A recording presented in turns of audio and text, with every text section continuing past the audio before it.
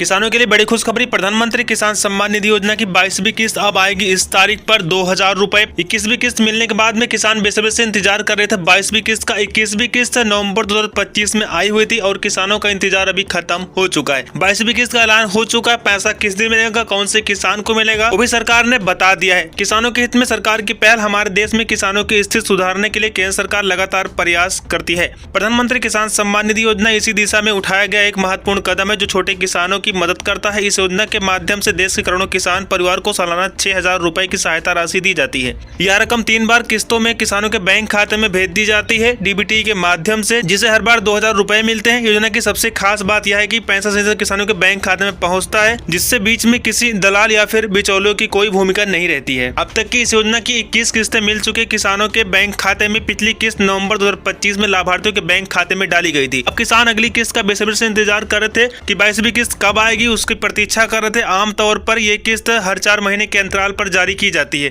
इसलिए माना जा रहा है कि अगली किस्त फरवरी 2026 के आसपास आ सकती है। हालांकि अभी तक सरकार की तरफ से कोई भी पक्की तारीख की घोषणा नहीं हुई है। किसानों को सलाह दी जाती है कि वो केवल सरकारी वेबसाइट और आधिकारिक सूचनाओं पर ही भरोसा करें और अफवाहों से बचें। केंद्र सरकार प्रधानमंत्री किसान सम्मान निधि योजना की आर्थिक सहायता धनराशि को बढ़ाने पर विचार कर रही है। कहा जा रहा है कि आने वाले समय में किसानों को 2000 की जगह 3000 रुपए दिए जाएंगे।